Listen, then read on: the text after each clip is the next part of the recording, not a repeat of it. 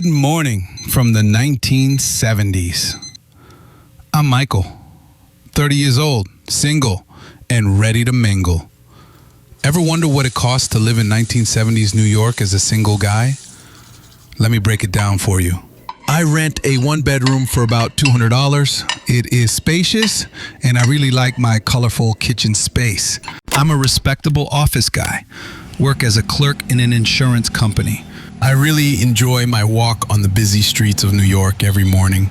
I take subway to my office daily, which costs me about 50 cents a ride.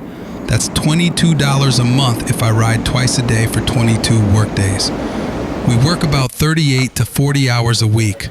I bring home about $800 a month. Lunch is strategic. A burger for about $1 at the corner grill, or I live wild and go fast food where the average patty is well under $1. After work, I generally go to a neighborhood bar. Beer's cheap. A bottle is around 50 cents. I love smart women who laugh easy and wear great shoes. My opening line is, "Coffee's on me, 35 cents of pure romance."